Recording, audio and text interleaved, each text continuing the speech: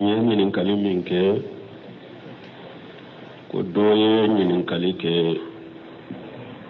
ciiden konka subhanallah fo jikiru munun be ke farda salli kofe an ku kwani an boloye yala jikiru munun be ke ni boloye cogodi parce que hadisa do nana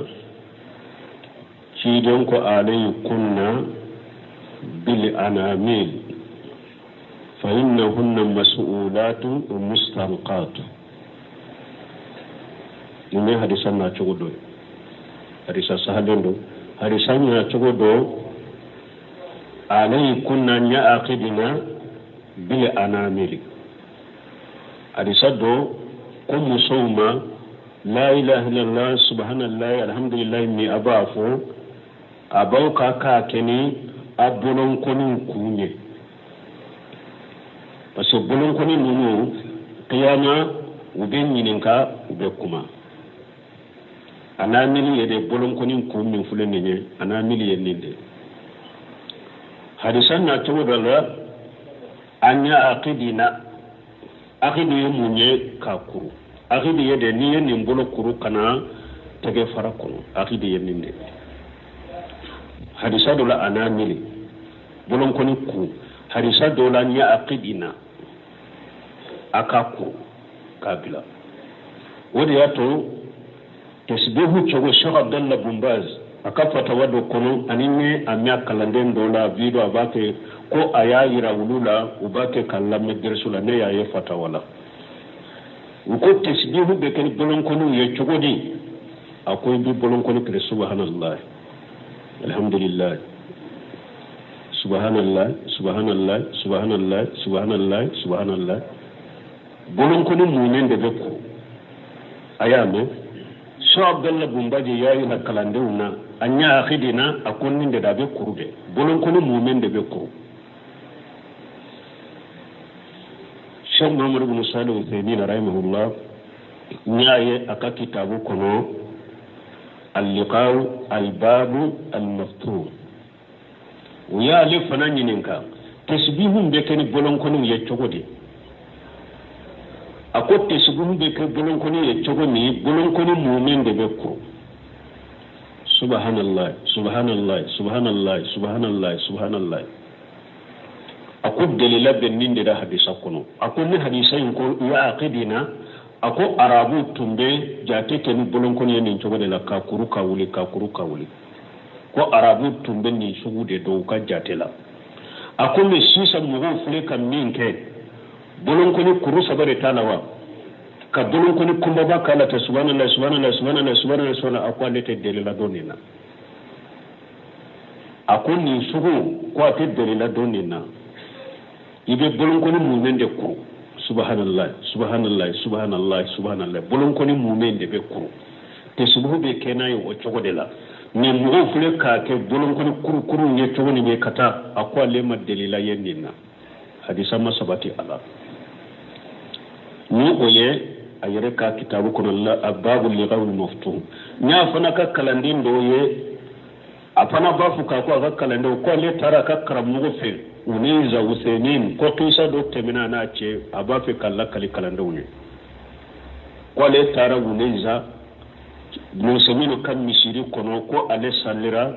ko bulo sunu be sige kale laje ka ba fo subhanallah subhanallah subhanallah subhanallah bolon ko ni ulate ko tuma mi ale tilala ko bulo sunu ko ale ma maya ko ale na sigira kerefe wa ko este sugu min kete de la bi bolo ala wa ko ale ko ale te de la do ala de la te ale bolo ala ko be fenke ite de la do min ibe fenke de la ti bolo ala akone kon tumba ke me de la ti bolo ala wa ko ale ko bulo sunu me wuri ni si sai kan noro dinne man ne ko tumba ni ke de la te ne bolo akobulo sema ya bolon ko ni subhanallah subhanallah subhanallah subhanallah subhanallah akoy ba ketene ko ari sal bona ko cheikh ibn usaymi delila be e bolon ni fana laba delila be fana bolon ni na ko hasanata akoy yanye ako delila be bolon ni bolon ni na ko cire ko ari kunna nya khidina بالأنامل شيدون كو أي تشبيههم نمون كني بلون كلو أخذ يوم من يكاكو بلون كلو كون أودي بكرو كادو يتكفرلا أكو أخذ ينinde أكو أرابو تنبو كجاكي كنين نشوكو دي نشوكو من فلن نيكي كو أرابو تنتنيندو أرابو تنتنيندو جاتي شوكو ين donc là min ye tesibihu na cogo ye bolonkoni mumen de be kuru bolonkoni mumen o de be kuru ibi ka tesibihu ke ni bolonkoni ye nin cogo de la ni min bahasu ka fahamu muftulu la man ka kitabu kono ulu de ni hadisa be tafana mais on fule ka ke mun ke ni nyete donc de ako de la tenina mais don ko doko no nunu na nyogono har ni min nyaake ni nin fana ko basitila mais sunna koni ke cogo yede anye cogo ya min fo hadisa koni bodela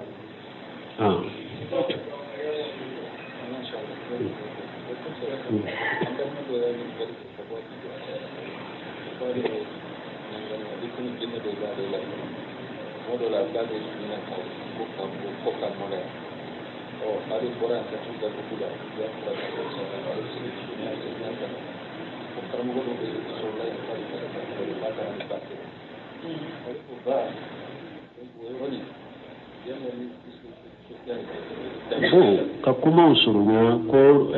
dode ko jinna setane bana balela atara furakele kala dofe ko ka furake ko oko ale kana ni baye wo fagali fem mo furakele kala be ba ko fiye abe saga ko fiye abe she ko fiye woni setane de be barake ngon fe kana yere furake o fe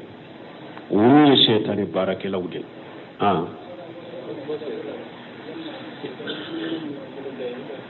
wayala ko abe kini mbolo de wa ube nume mbolo be faraka uko abe kini mbolo de iba kini tasbihu nunu iba kini mbolo de mais ni mugo minye bun banji ka fatawa kuna ko ni mugo minye nume mbolo faraka ka kini bolo fulay fala haraja ako deguti ka yorola junubuti ka yorola mais abe kini mbolo de anyuma afasamenti ka kini mbolo de ako men ni mugo minye nume mbolo faraka ka ke bolo fulay bashitika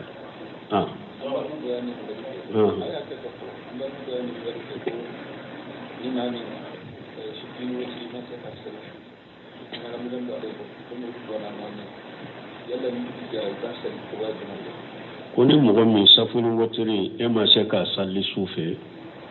bon ni dugu jera ka soro ema saliba salli chogodi safuni wotiri ni mugo min delila ka salli sufe ni salatu bora do ale ka wakati banna pew atese ka salli tuguni ime iba bilade ni dugu jera tile bora qida remuhu tile bora ni 15 minutes me ngonaye wala hasalli wakati ibe se ka salli ibe ka wotiri sa me wotiri te tile la de sufe la lay delila sabadela ni ba salli tile fe be nani de salli ka fula salli ka salamu bila ka sage ka fula salli ka salamu bila ni delila sufe la ebe duru de salli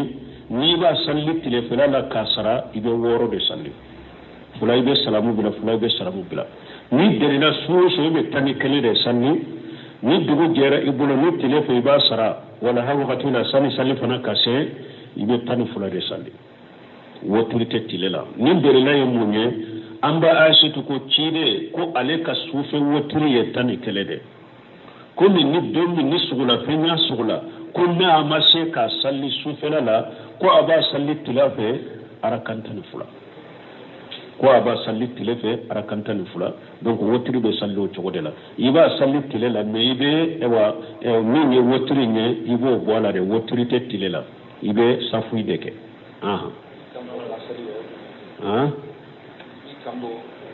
iba afoida jukuru de parce que min ye sufe salli ye ulu be bange lesiri la min ye tilefe salli ye ni de lamana ko ka min bange iba gunda ni mo min tarafe fana ka fo ni salli juru doni la cogo min i ka sara cogo la ni ya bange o yoro fana la basi te ka parce que gundo ni bange hari farda la nonu ye sunno de wajibite jam ko nafila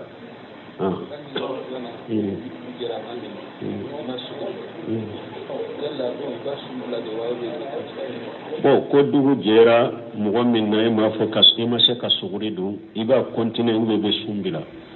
sugurudun ye mustahabu de sun kɔnɔ sun ka sarati tɛ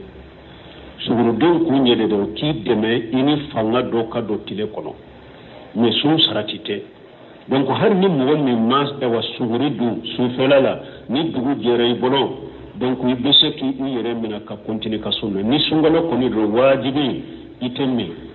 i bɛ sun ka taa de sugurudun ye mustahabi de sun ka wajibi tɛ sun ka sarati tɛ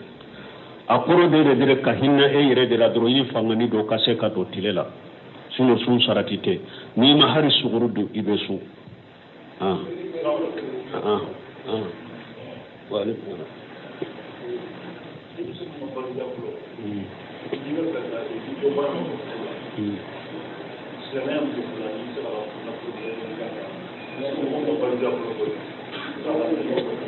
bon ko i ka denmuso min ma baliguya mɔgɔ bɔra a nɔfɛ i b'o kɛ cogo di bon dɔnnibagaw ko i y'a dɔn an ko ciden ko hali denmuso bogotigini n'i b'a di cɛ ma i ka jɛ ɲini mais nin ma baliguya a tɛ fɛn kalama mɔgɔ bɔra a nɔfɛ dɔnnibagaw ko i bɛ se k'a furu siri n'a baliguyara wagati min i b'a ka hakilina ɲini i dira karisa ma bɛ cogo di n'a y'a sabati n fa i ye n dɔn yɔrɔ min i ye n di cɛ min na n jɛna n'a ye n sɔnna furu sabatira n'a ko a ye cɛ ye ɲɔgɔn ye a ko n t'a fɛ a bɛ furu nguruja dɔw b'a fɔ yɛrɛ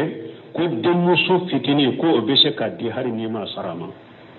u b'o dalila kɛ an ba Aisatu ta ye ko ciden ni an ba Aisatu furu siri k'a to san 6 a dɔnna an ba Aisatu wa tuma min an ba Aisatu si bɛ san 9 tuma min ye nin kuma ɲɛsi Sheikh Muhammadu bin Salihu Usaimin ma ko aw ko bogotigini a jɛn ka ɲini a ko hali denmisɛn fitinin i kana don furu la hali n'a ma baliga fo i ka jɛ ɲini n'i ye a furu siri n'a baliguyara wagati min i b'a jɛ ɲini ko Aisatu fana Abubakar Sidiq y'a furu siri ciden ma a ma jɛ ɲini a ko naani cɛ ye min bɛ komi ciden naani muso ye min bɛ komi Aisatu naani fa ye min bɛ komi Abubakar wala n b'a fɔ i ma d'a ma hali n'i ma sara ma donc i den hali n'a ma baliga fitinin ni mɔgɔ bɔra a fɛ diina tigi de jogo ɲuman tigi don e yɛrɛ t'a fɛ nin ka taa kin tɔ ni n'a ɲɔgɔnna bɔra n ka den fɛ n kana nin bila n'a bɛ taa i bɛ se ka den furu siri a ma ni den baliguyara wagati min i b'a jɛ ɲini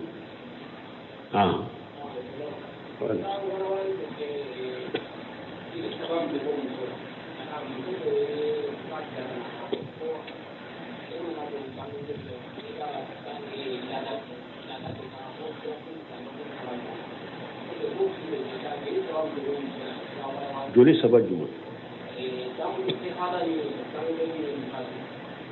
sira bi derisu bi tɔn in bɛ se ka o ɲɛnabɔ wagati tɛ wagati tɔn ɲɔgɔnna la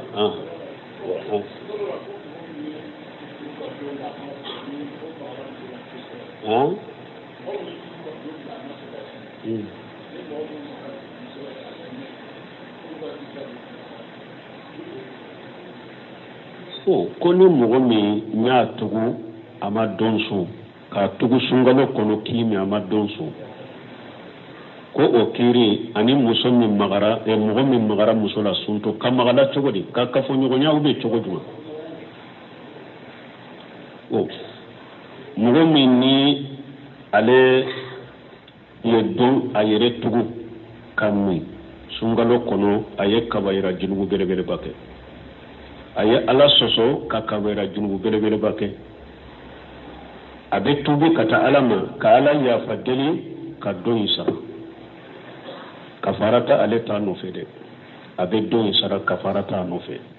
mais ni sunkalo tile kɔnɔ hali i ka furumuso de ni n'a jɛra i ka furumuso an tɛ jɛnɛyakɛla kɔni t'a fɔ ni mɔgɔ min sunkalo tile la i y'i tugu i ni furumuso jɛra ka kafoɲɔgɔnya kɛ fɔlɔ e ye Ala sɔsɔ i ye junubu sɔrɔ nin ye fɔlɔ ye filanan i ka sun tiɲɛna sabanan kafara girima b'i kan i bɛ yawa jonkan horoya ni o setiye ibe misigne bi woro la dumuni ni o setiye ibe kalo fula suku tugu ɲɔgɔn na kalo fula ibe suku tugu ɲɔgɔn na ni o setiye ibe jonka horoya ube ibe misigne bi woro la dumuni b'a fɔ ni da al kafaratu mukhallaja karfara ba girman bika ni joli fo nene saba nani na ibe sage ka do sarafana do sara libika donc a be ko ni mo mi nya tugu kamuso jonjo wana sungalo tilela e ta ka giri ka teme mo mi nya sun tugo wore ke ka atugu kam ni dro na amaje muso no fe e ta ko damado de bi no fe e ka sun tinyana e ala soso yi junubu soro kafara girman bika sun sara libika fana ibe sun sara nunun be eka afamura donc ale ta ka gire ka teme minya a yere tugu ka mite aha wale musulman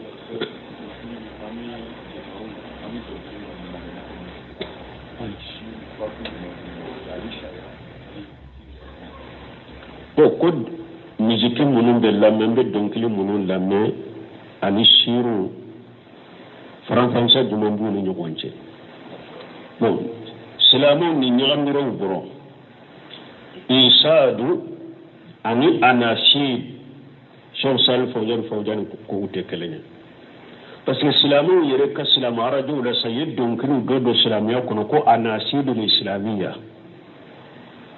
Cheikh Albani fɔlɔ ye tɛnbɛw kɛ nin na a ko silamɛya ka donkili tɛ anashidul islamiya a k'o tɛ Cheikh Salih Fawzan fana ɲininkara a ko anashidul islamiya tɛ a ko insadu ani anashidi a ko kelenw tɛ insadu ye de arabu tun bɛ min kɛ fɔlɔ e bɛ taama la kungo kɔnɔna la i kelen bɛ taama la i bɛ bayituw dɔ fɔ pour sira tigɛli ka nɔgɔ ye i kelen bɛ o bayituw fɔ u b'a fɔ min ma insadu i kelen de b'a kɛ fɔli fɛn t'i nɔfɛ kan jali ni kan yɛrɛyɛrɛni t'a la u b'a fɔ nin de ma insadu arabu tun bɛ nin de kɛ mais anasidu jama de b'o ko ɲɔgɔn fɛ e b'a fɔ mɔgɔw b'a minɛ i nɔfɛ fɔlifɛnw fana b'i nɔfɛ nin ye anasidu nin tɛ silamɛya kɔnɔ insadu de tun bɛ silamɛya kɔnɔ arabu n'u kelen b'u ka ɲaamɛ ka kungo kɔnɔna la u bɛ to ka bayituw bɛ fɔ n'u yɛrɛ pour ka sira tigɛli nɔgɔya u yɛrɛ ye u b'a fɔ o de ma insadu o bɛ kɛ kungo kɔnɔna yɛrɛ de la n kɛlɛ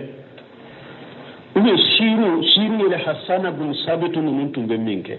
ka bayituw dɔ dila ka silamɛya majamu ka kafiriya lagosi ka kafiriw lagosi u b'a fɔ nin fana ma shiru Hasana bin Sabitu ninnu fana tun b'o kɛ hikima de bɛ olu la silamɛya dɛmɛli de b'u la kafiriw lagosili de b'u la o ni anw taw tɛ kelen ye fɔlifɛnw b'u nɔfɛ gitariw b'u nɔfɛ misikiw b'u nɔfɛ noni b'u nɔfɛ fɛn o fɛn maa jifa de b'a nɔfɛ o bɛɛ haram anw ta minnu filɛ nin ye dɛ ni mɔgɔ bɛ dɔnkili kɛ musomanninw b'a minɛ i la ou bien kamalenmisɛnninw bɛ dɔnkili minɛ i la fɔlenfɛnw b'aw nɔfɛ kanw bɛ yɛrɛyɛrɛ ninnu ye haramu de u b'a fɔ ninnu ma alqinaaw ninnu tɛ shiru ye isadu tɛ olu shiru tɛ kelen ye olu isadu tɛ kelen ye ninnu ye dɔnkiliw de ye dɔw fana b'a fɔ ko dɔnkili da ko baasi t'a la k'a lamɛn k'i fari bɔ ɲɔgɔn na n'a ye ko baasi t'o la ciden ye nin fɔ a ko la yakununna min ummati aqwam yastahilluna al-hira wal-hariran wal-ma'ajifa ciden ye nin fɔ min hadisa bɛ sahih bukhari kɔnɔ la yakununna min ummati aqwam yastahilluna al-hira wal-harira wal-ma'ajifa ciden ko ne kan manto mɔgɔw bɛna sɔrɔ u la yastahilluna al-hira hira ye mun ye jɛnɛya mɔgɔw bɛna sɔrɔ kan manto la u bɛ jɛnɛya ladaga wal-harira harira fini doni u b'a ladaga wal-ma'ajifa fɔlifɛnw fɔli ko fɔ gitariw ni woniw ni fɛnw u b'u ladaga ciden ko mo gona son kam mon to le gendin ke tawa an fule o de tilela miziki fentala de donkili fentala de woni fentala de ube ke kamuru do trompe ube mori yere ba fe ku yere trompe pour kamoni lame timodi lenyime ko mori ka ha ntafu mbafu bambaran kana chukumi ko modi duru o fana be modi fona ufe ko haye ko ni mori tade ni ta haramu ni mori ka mori juru de bala mori demu ni mori fana ko yere negenoye ku sigi e wa kan woni lame be woni lame ko modi denjuru modi lenyime nunu yere ka tromperia ke kadina tiya ka tondo dina ko mo gono ko be fen daga yere ala mi haramu ya yima donc ma ajifa o yi fimo fo ye foli fende ta goshi internet la ma ajifa adundu abalaniyo a gitareo a ngoniyo a fuleo uba bebo ma ajifa ye foli fende abbe haramu yara shi da yin milla daga jembe doron musau ya konyo wakati o yere udamade mu ote foli fe shugu be muso ya fo yo che ya fo abe haram ka donkli ka no be haram mu go fe ko jikiri dana ni to abe donkli dana ashite islamiya kuno abe donkli dana be haram ana shidi ani shiru ani munu fulambolo jiyan laban me ko na shiri islamiya ko kelewunte alaka hakim mandam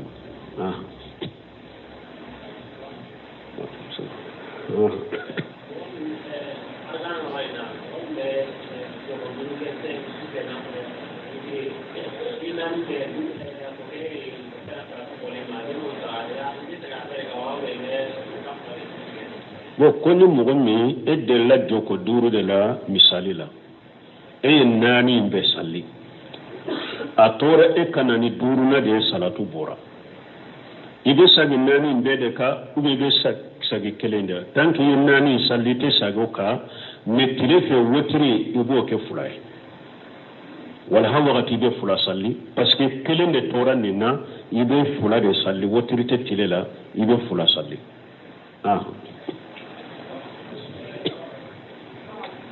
wali salam an ka karamo ke so mamadou ibn usaymin ko salamu fo yorote ni fanaye ndella katembu kala menya bila albawu al-liqaw al-bab al-maftuh ni ko salamu alaikum akon nin te tide na ka sebo tabolola ni tide ni sebo be nyogon ka uba nyinin ka kasoro o masalamu bila ako salamu yede ni mo min don nanka o be saka salamu bilanka amba lamina me hakke mi siglende nyogon ka ako salamu fo yoro to o yoro la sunala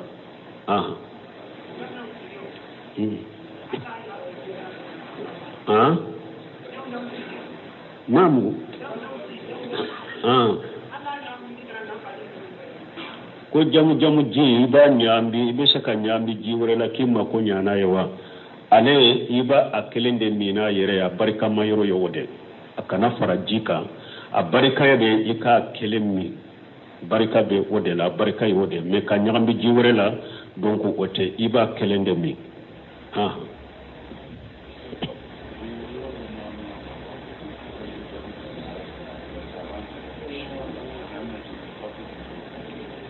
nko nyode fuye ko ala iko do ko hasan bin sabitu ko go delita ta anka jaluna ko kelunte banumum ni hada madenye ko prelatike aya famu aw ba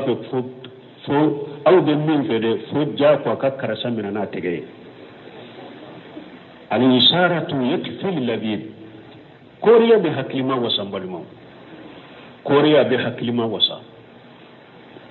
nobin ka karamogo to ka tabolo de ka koy u ka kitabu bombol alhamdulillah mbul laje u ka kasetu mbul lame u ko nin dina cinya ka bange ka jeya mo bese ka foy nima mo to foy ma touche mo ma awa baraka bode la fana hera bode la ewa ne bode ka fana ni aradu dedo yere fote yere tanute aradu danyang ka dersuye na ya soro ka aradu ke mo kade aka kuma fota ana ka teta an ka dirisu nan ka fatawo aradu dando a wasara aradu ye mais jakuwa karasa togo fo jakuwa karasa mina ni tege nko ne to de ke nkin dirnyere bila place la nkin yere bila adoni la ne yin ka karamo ko soro be min ko be mun fo o be ngwasa nya fo ko Hassan bin Sabit ka donkili aka baitu ani baitu munumbe ani donkili ni fe munumbe ko kelewunte o yide ka dina de majamu ka kafiru la goshi anan ka jaluta ya kelenya saka tunan da ma Waalaikum salam.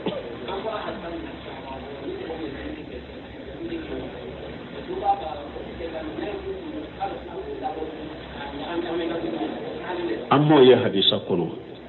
sal fawdal faja kunni min fawya ka teme nin de hadisa kono selfu man min fo akwa kana fenta yire kusa ka do dina kono ko do ko ni shaytani fonona ko aba ka fonota kan nyagambi ika hadisa la abe hadisa in kono wa ci den ko abe fen fono ayen min do mi ama fanye ko aba nyagambi ka dumuni kono akana fenta yire ma ko abu do dina kono binta kono